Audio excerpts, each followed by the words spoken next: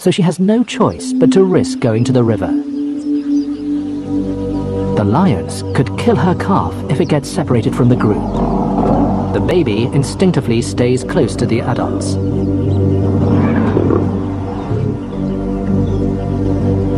It's a standoff reminiscent of the mythical battle over water, and who would be king of the beasts, elephant or lion. The family protects the calf with a barrier of muscle and might. The elephants send a clear message of strength.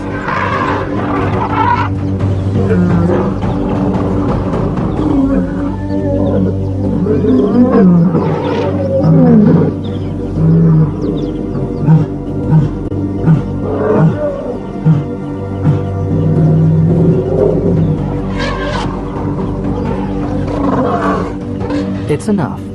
The lions clear a path to the water.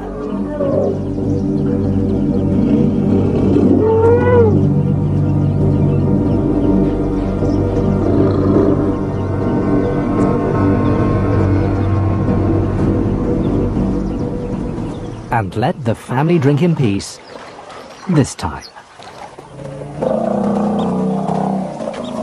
The people from Chad in northern Central Africa believe that the skin of an elephant has magical powers.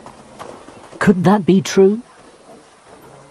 Unlike most mammals, an elephant's skin doesn't have sweat glands, so they need to find other ways to dissipate body heat and stay cool. Elephants search for mud in a drying-out lagoon.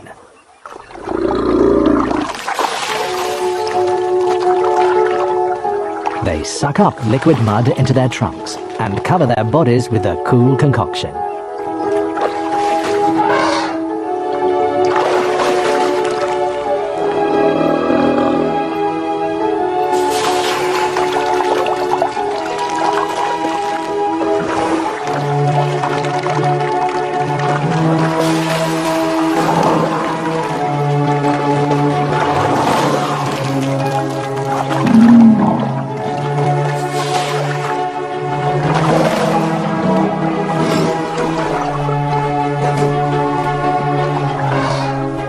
Wrinkled skin traps layer upon layer of the wet mud, keeping it moist for up to 20 hours and helping the elephants to stay cooler for longer.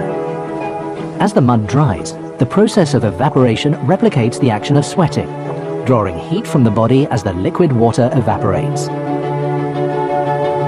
When the mud finally dries, wrinkles keep it in place, where it acts like a sunscreen. Without the wrinkles, the mud would not only quickly dry in the scorching heat, but it would also flake off their undulating body.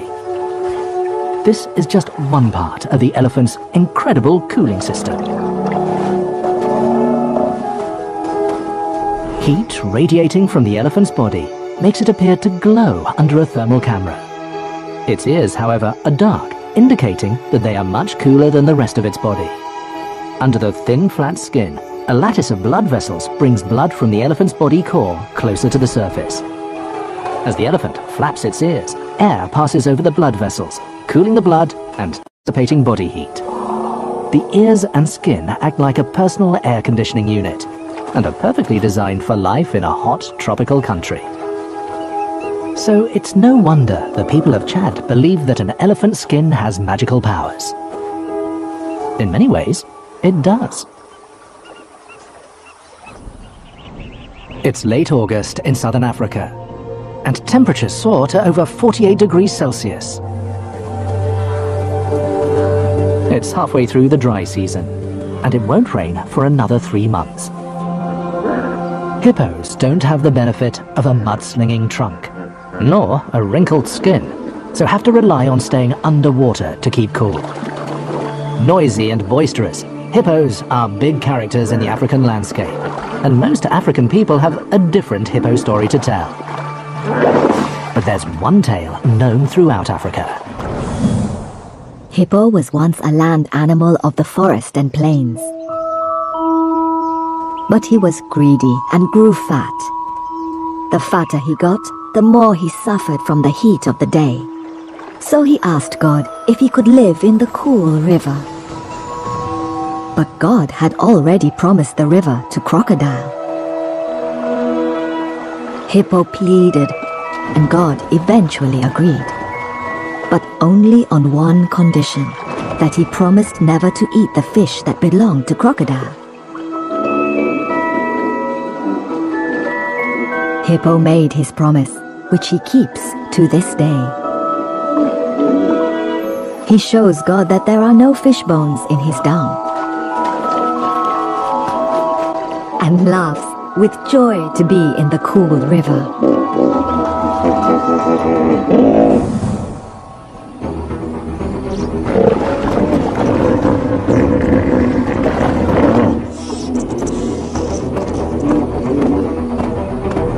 This dominant male heads up a herd of 15 females and young males. He spreads his dung, not, as the story says, to prove to God that he hasn't eaten fish, but to mark out territory and send a clear message to other male hippos that this is his patch of river. And that gain is no laughing matter. It's a threat to stay back. During the dry season, space in the river gets tight, and bachelor bulls take advantage of the chaos to move in on the dominant male's turf.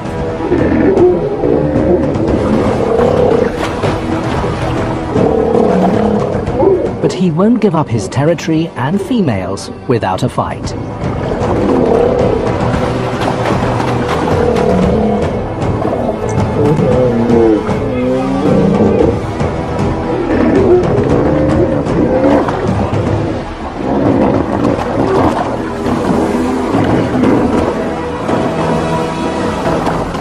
The old bull has won, for now. Dry season temperatures in southern Africa can go from 14 to 40 in a day, requiring animals to find ways to deal with both hot and cold. Even these biological facts can find their way into African fiction. A Kalahari Bushman story tells of how Crocodile got his armor plating.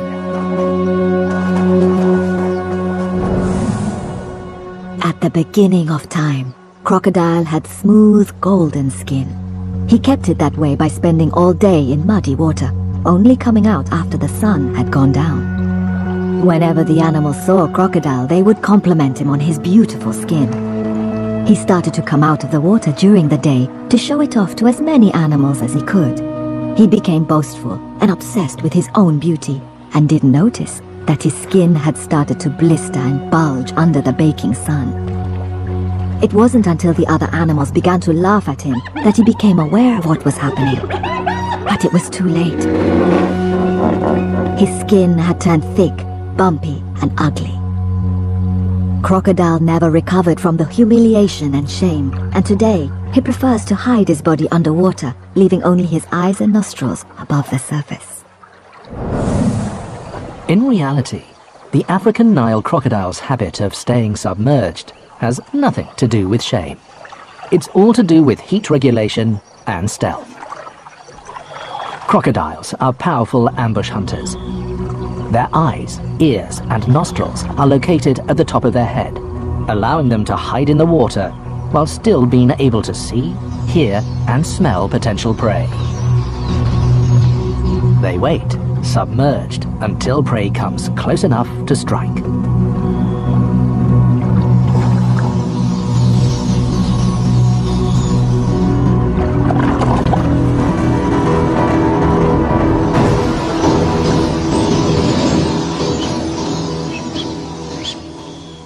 But there is some truth in the Kalahari Bushman story. Nile crocodiles are nocturnal reptiles, and unable to fully regulate their temperature, need to cool down in the river and bask in the sun to warm up. And their sides and bellies are smooth and golden in color. It's only the upper part of their body that has thick armored skin.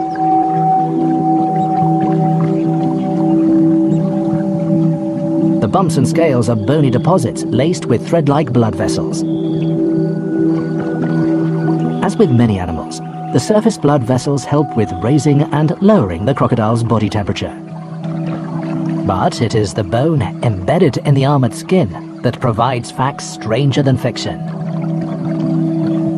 Staying submerged for a long time leads to dangerous levels of carbon dioxide accumulating in the crocodile's blood, which turns it acidic. But recent studies have shown that the alkaline calcium in their bony scales neutralizes this acidity, allowing crocodiles to stay hidden underwater for longer. So, it's millions of years of evolution, not too much showing off in the sun, that has created the crocodile's incredible skin. By October, the dry season in southern Africa is at its peak. Rivers are dwindling and pools drying out. It's still a month before the rains are due to arrive. The land and animals are at breaking point. Zebra moving into the vast plains of western Zambia is a sign that rain could be on its way. Young males arrive ahead of the main herd. They're here to stake a claim on a patch of what will be a grass-eater's paradise. These bachelor bands of young stallions stay in gangs until the chance comes for them to claim their own harem of females. But to do this, they will have to fight the dominant stallion from the harem. Battles between zebra males involve fierce kicking and biting, and young bachelors sometimes bite off more than they can chew when taking on a stallion.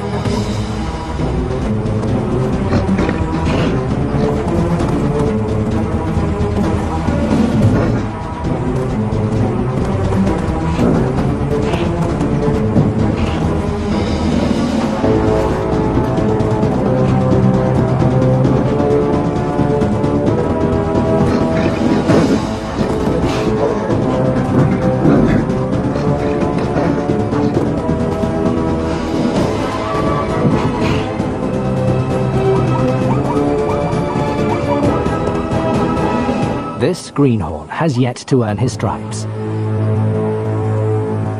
No other animal in Africa has such dramatic coloration. The zebra's vivid stripes have baffled scientists for decades. Little wonder local people have composed their own stories to explain the extraordinary markings. The Zulu people from southern Africa tell a story about a bossy baboon who claimed a river for himself. Brave Zebra, whose coat was all white in those days, challenged him. Baboon was a good fighter, and his teeth were long and sharp. He bit and pushed Zebra into a bushfire. The flames licked up his pure white coat, singeing the fur in a striped pattern. Zebra was so angry that he kicked Baboon right over the river. Baboon landed hard on the ground and stripped all the hair off his backside. To this day, Zebra proudly wears his striped coat, and Baboon can't hide his bare bottom.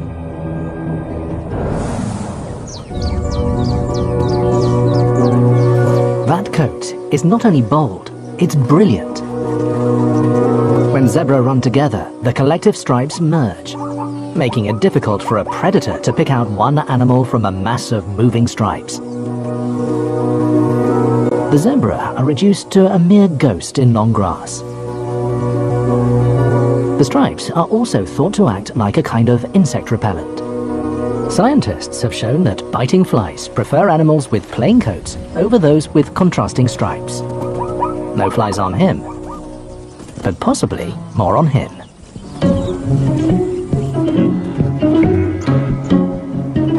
The wildebeest, or gnu, is zebra's plain-dwelling neighbor and frequent ally. A larger herd has more eyes to spot danger and more voices to sound the alarm. It's said that God made the gnu from the bits and pieces left over after creating all the animals.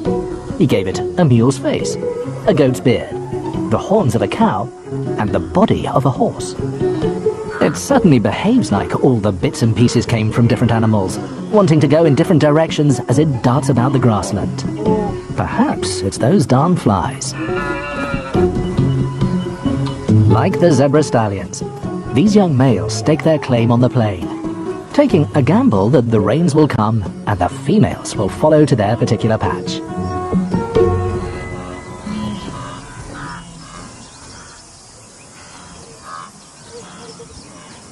Wildebeest are the largest species of antelope, and like other members of this group, use scent to mark territory.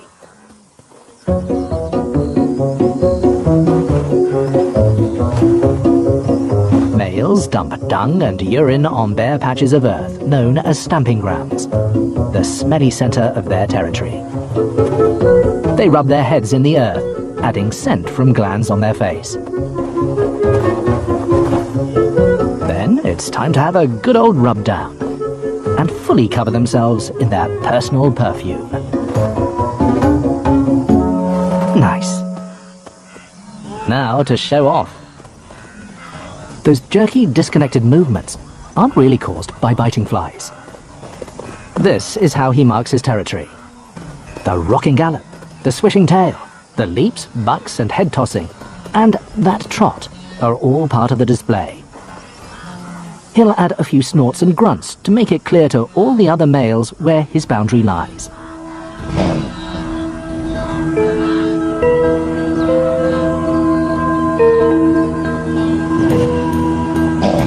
But this challenger has crossed the line. They initially check each other out by licking the air and tasting each other's scent. Then there's a standoff as they size each other up. The interloper drops to his knees, indicating that he's ready to fight.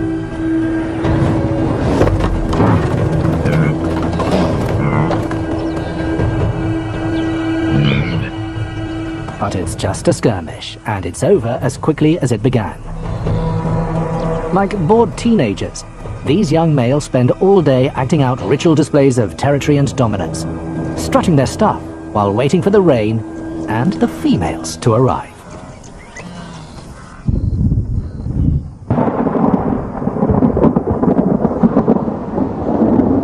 Sometimes the rains don't always come when they're supposed to. In a finely tuned system, a change in the plan marks the beginning of a new struggle for survival, especially for the very young, the old, and the weak. It's a time when predators thrive, for a while. But when the rivers run dry and the ground turns to stone, even they find it hard. Every creature needs water, however they get it. The roots of the riverside trees tap into the very last reserves of underground water. The leaves contain a tiny but precious source of moisture, enough to make the difference between life and death in a drought. The savanna plant eaters have stripped the trees almost bare. Only one animal can reach the very last leaves.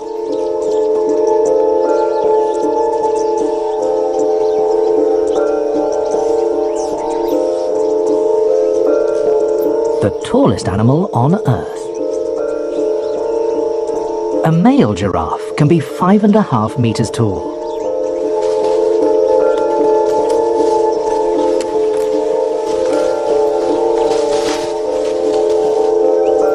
And with a 45-centimeter tongue, this male can reach nearly 6 meters up a tree. His tongue is not only long, but also prehensile, meaning it can curl and grip, allowing him to carefully pluck leaves even from branches covered in thorns.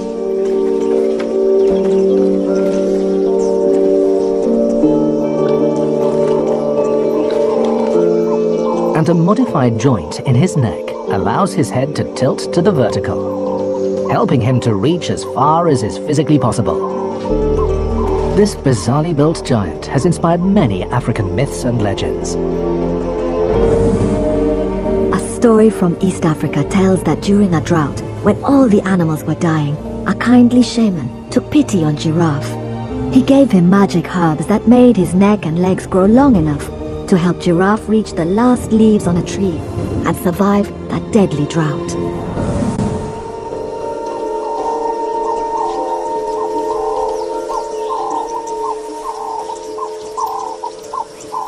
This male giraffe's long legs and neck give him an advantage over other animals of the African bush, especially when times are hard.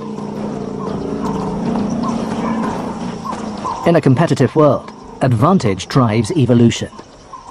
And the scientific facts behind the giraffe's incredible body are more extraordinary than the magic in the myth.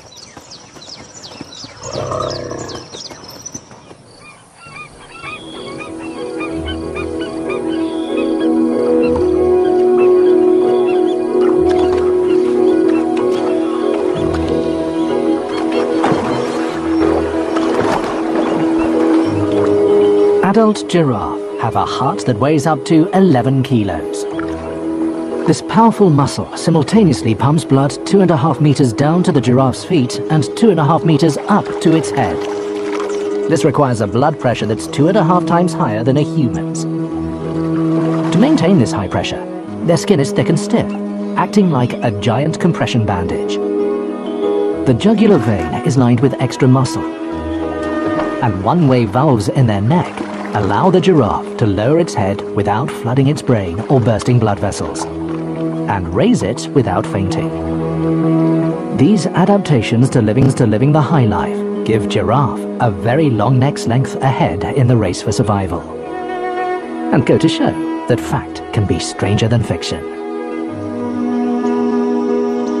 The giraffe's ability to tilt its head to the vertical might have been the inspiration for an ancient Kalahari Bushman myth. The story tells that at the beginning of time, the sun didn't know its way around the universe. God saw that giraffe often stared curiously into the sky. So he asked giraffe to watch over the sun and check that it never lost its way again. And so, to this day, the sun always rises in the east and sets in the west.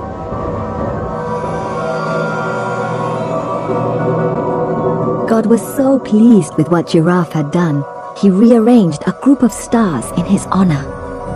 The Bushmen call this constellation Tutwa, meaning giraffe. It's also known as the Southern Cross.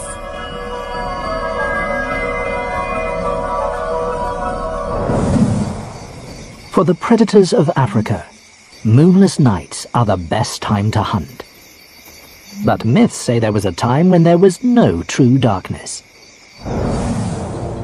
A story told by the Kono people of Sierra Leone said that long ago, the sun shone all day and a full moon shone all night, making it hard for predators to hunt. The supreme god Yata'a decided to help predators by bringing darkness to the land. He put darkness into a basket and told Bat to take it to the moon. But Bat got hungry on his long journey, so he put the basket down and flew off in search of food. Other animals found the basket and let darkness escape.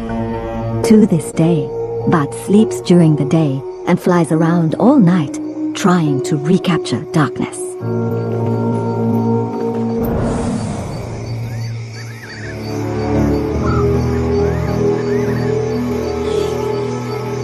At the end of the dry season, fig trees provide a welcome feast for fruit bats. Like sweet beacons in the night, the bats are drawn to the tree by the scent of the ripening fruit. Just like the myth foretold, fruit bats spend most of the night flying around, but not in search of darkness. They're foraging for food.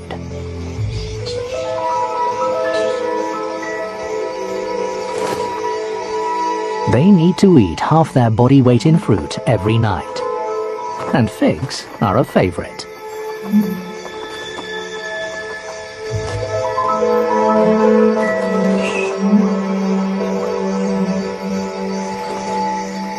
Using its rasp-like tongue, the bat mashes the fruit against its teeth, extracting flesh and juices, and then discards the pulp.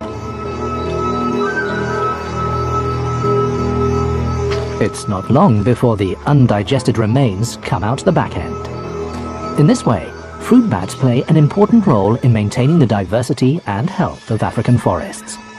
The seeds from the fruit they eat can be dispersed many kilometers away from the mother tree, neatly deposited in their own little pile of fertilizer.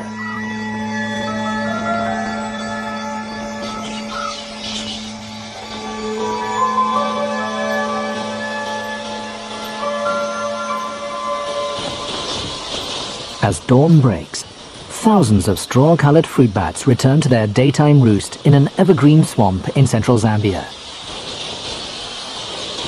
They've recently arrived here, some having traveled over 2,000 kilometers from Central Africa.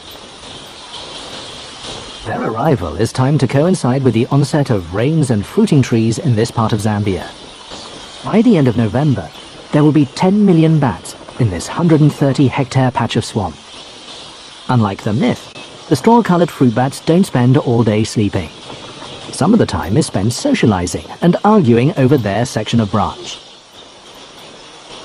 As day becomes dusk and temperatures fall, the bats get ready to head out into the surrounding forests where the fruiting trees grow. The straw-colored bat is the second largest bat in Africa, with a wingspan of nearly 1 meter. Designed for endurance rather than speed, their wings carry the bats 60 or 80 kilometers in search of fruit every night. But first, they have to get past the resident predators. It's only during this limited season that the fish eagle will switch from its usual diet of fish to bat.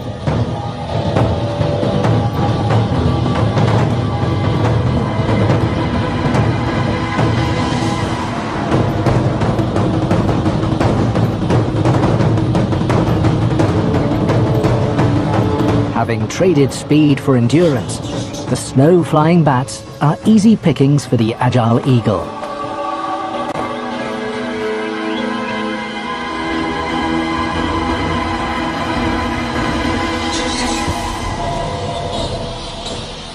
For those that survive, there's a busy night of foraging ahead.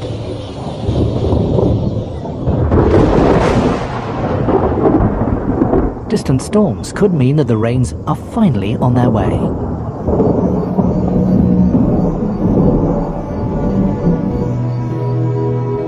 But dawn brings another clear, cloudless sky.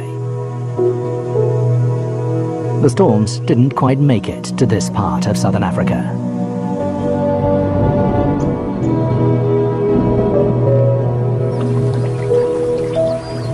The San people of southern Africa have a story about rain and why it comes and goes in parts of Africa.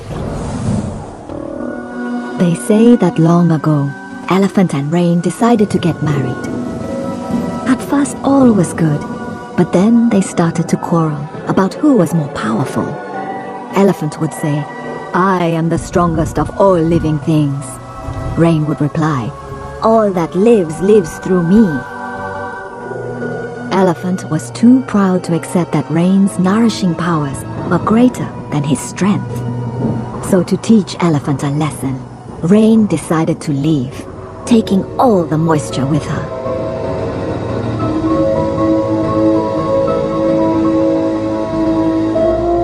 Drought soon came to the land, making life hard for all the animals. Elephant begged for Rain's forgiveness, but she ignored him. The drought deepened and all the animals, including Elephant, suffered terribly. Rain had proved her point and finally returned. But now, she only stays for a short time, to remind Elephant and all the animals just how powerful she is.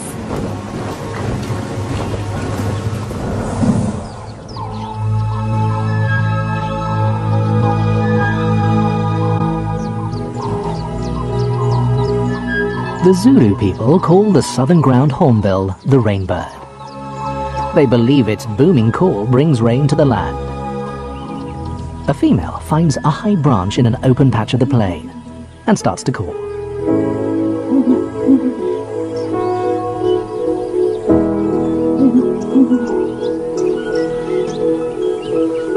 She's joined by a male.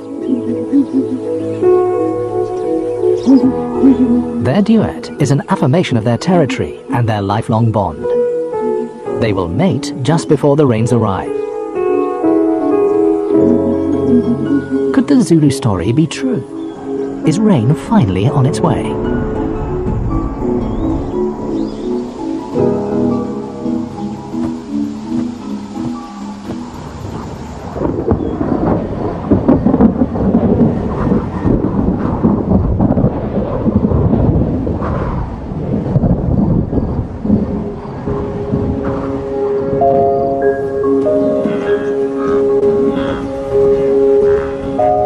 A curtain of rain sweeps across the parched plains, finally breaking the drought.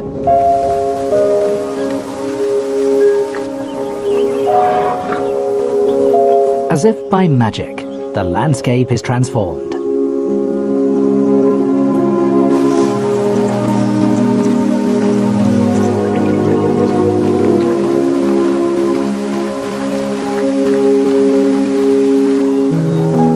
For the young male wildebeest, their gamble has paid off. Females flood into the plains and feast on rich grasses in their patch of paradise.